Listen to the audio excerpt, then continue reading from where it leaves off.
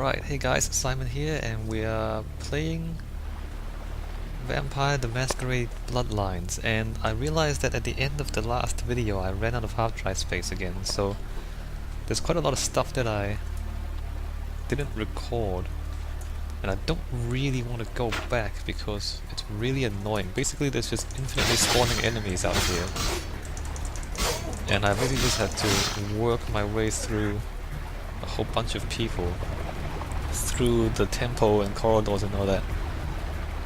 I realized you guys, you missed a lot of stuff really, but I really don't want to play it again. I don't want to play it again because it's really annoying. Maybe I'll play it again. I'll just quickly run through it again and try not to die too much, just to show you. Look at this. Let's do that. Let's do that. I think I was here, and also, I'd like to talk a bit about game design. Maybe this is a weird place to do this because, you know, I'm playing this game for the first time, so there's a lot of things that I'm learning and thinking about this game. And obviously I don't really have enough time to come to any conclusions about anything yet. Wait a minute, this is the temple. Oh, I see, this is good. They're not responding here yet. But I was just thinking about, you know, the parts that I've played, so we were here before. And about game design and about the nature of punishment and rewards. Like, in a game obviously, they expect you to do a certain thing, and then when you do it, they reward you with various quest items, and they reward you with game progression, so you do something right, and you continue the game, but if you do something wrong, then you fail and you have to do it again. So that's the fundamental concept, right, behind games. You do things right, or you do things that the game designer wants you to do, and you progress the game, and then you do things that the game designer don't want you to do, and you don't progress the game. Basically, I mean, I don't know if I should say anymore. Should I say it again? I mean, it's pretty easy stuff if you kind of just state it like that. But you know, sometimes I lose track of this and I don't keep it in mind as I play. But thinking back, if you think about this game and how it's been so far, the thing is, the rewards and punishments are inconsistent in the sense that look at this. We have a clan that we belong to. We're the magicians. There are other clans like fighters, or stealth people, or people with good social skills.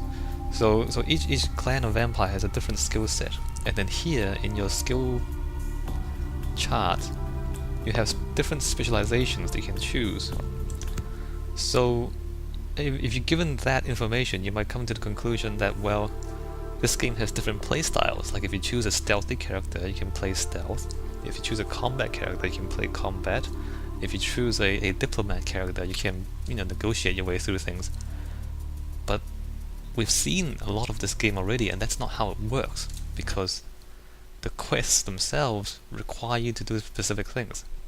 So some quests, you have to be stealthy.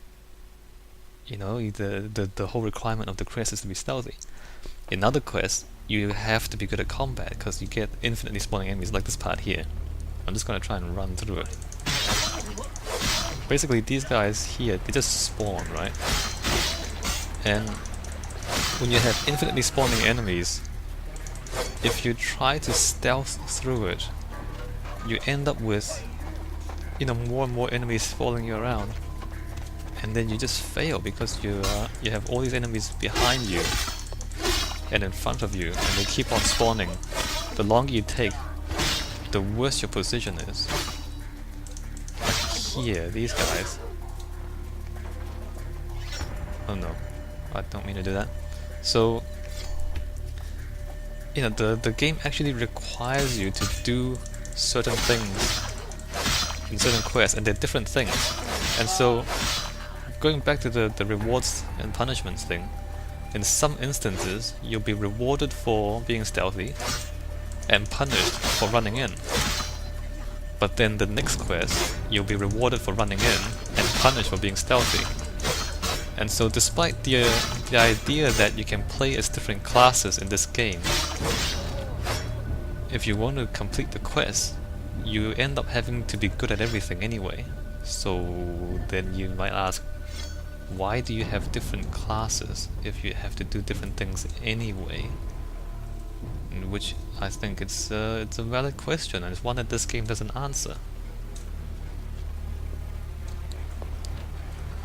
Anyways, we're back now, back here.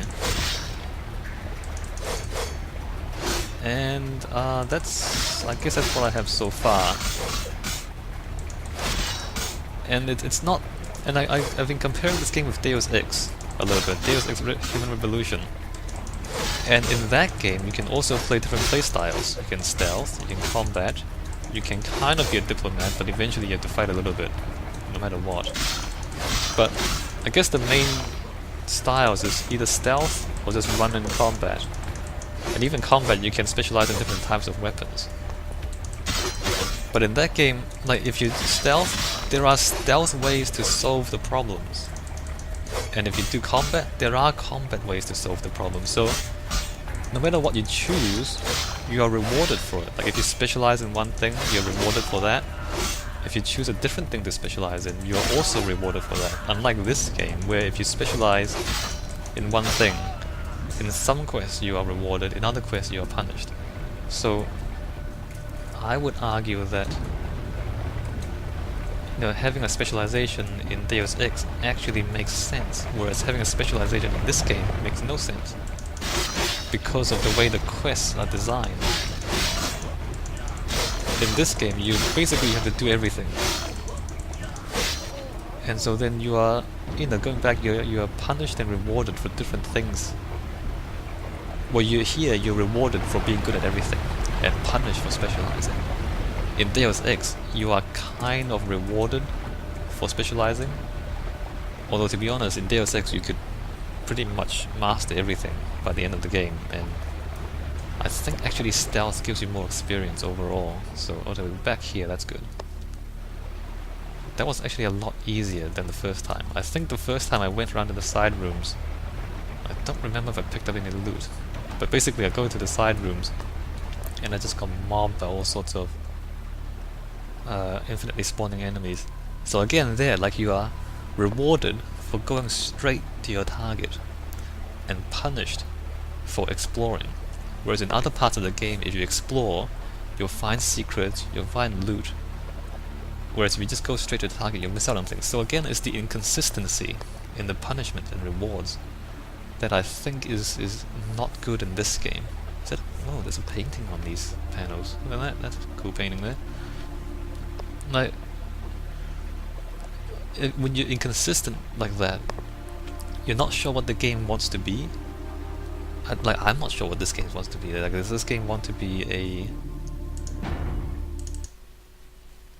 Oh wait, I don't want to do that, do I? No, I want to load the earlier one. This one? Yeah, this one. Yeah, so it's like you're not sure what the game is trying to be. Is it am I trying to be a stealth character? But I can't. Am I trying to be a combat character? That doesn't always work neither.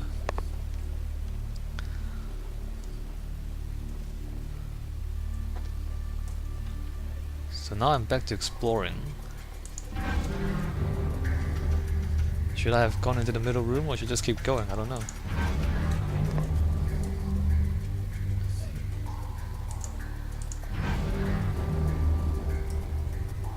I'm hoping we don't have the infinitely spawning guys anymore.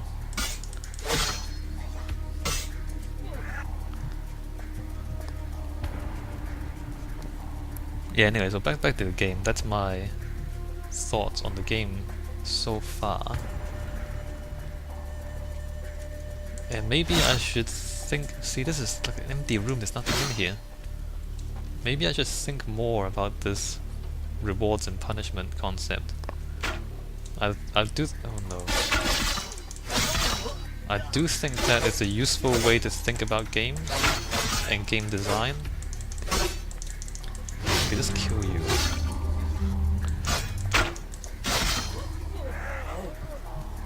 I think it really helps to decide what a game is trying to do and why it's successful. Or, you know, why it's unsuccessful.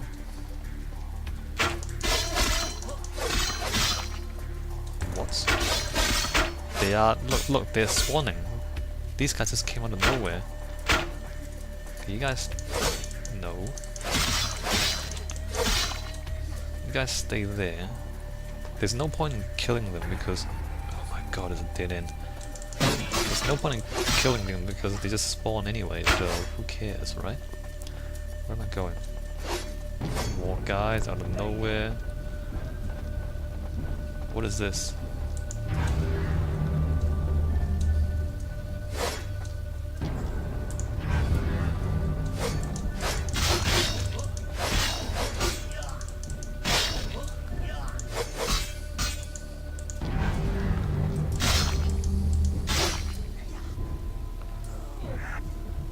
So, I don't know where I'm going now.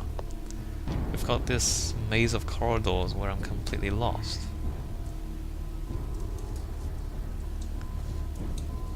Wait a minute, I saw something. I saw this. I can push these? I can push these. What's this? What is this? What is this? Wait, I can push these. Are those pressure pads? Like, are these pressure pads on the floor here? Okay, they are. See, why does nothing happen when I stand? Oh, it does happen. Okay, I see. But it takes a while to register. Okay, that's cool. Let's save the game here. Like there's the combat, there's the infinitely spawning guys, and then all of a sudden there's a puzzle. I mean, they're mixing it up, but you know, you can't just slide into a rhythm. You can't just say, okay, hack and slash, just hack everything and we'll be okay. No, because if you keep doing that and you're not thinking about, you're not looking at the environment, then you say, oh, empty room, let's walk back out and hack more guys. So it's like, it's forcing you to do all the different things. And I don't know if that's a good thing or a bad thing. Like you would, I mean, conceptually you might think, oh, let's just put in more variety into the game and that would be good. You know, I guess the idea seems good when you talk about it, but as you play, I think maybe it ends up not having enough focus.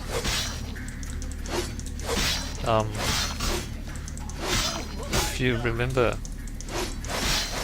the Beyond Good and Evil playthrough, like the areas are always different. Like if there are stealth areas, but the stealth areas are always, you know, let's say there's one area to creep around, and then you have to always creep around. And then there are other areas where you have the hovercraft races, and that's just the hovercraft race. You know what I mean? It's not like you hovercraft race and then stealth and then combat and then hovercraft race some more. Are they spawning again? Like you do have to do different things in that game, but what you have to do is quite clearly defined. And oh my god, they're just spawning. It's not like you're mixing it up all the time. What? There's a giant blade in the wall.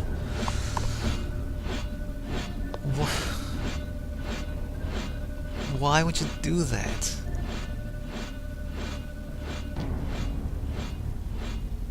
Did anyone see that coming? No, there's no... I can't see any hints, I can't see any clues about that being there. That's a cheap shot, right? when you do that, it's cheap.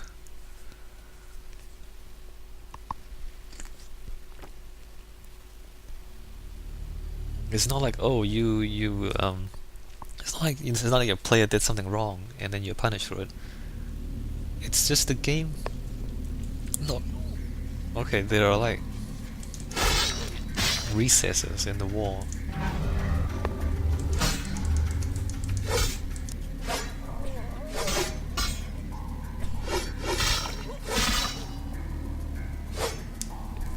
I don't know. I think there's a puzzle here too. We're supposed to put something in those containers and then something here is gonna open, I think. But I have no idea what we're actually meant to do.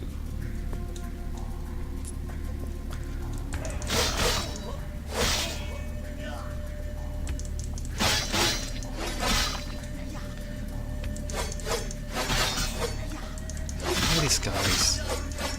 I hate these guys. Look at this. Like, you see how they're mixing up? I think this is a puzzle area.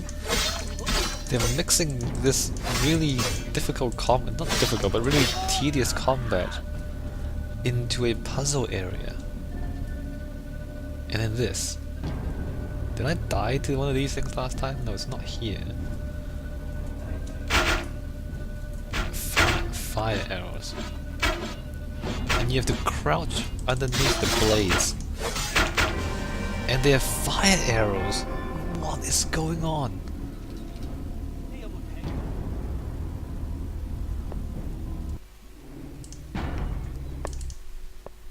Wow. Okay. Fire arrows and blades in the wall. So you have to duck underneath it while getting shot. What?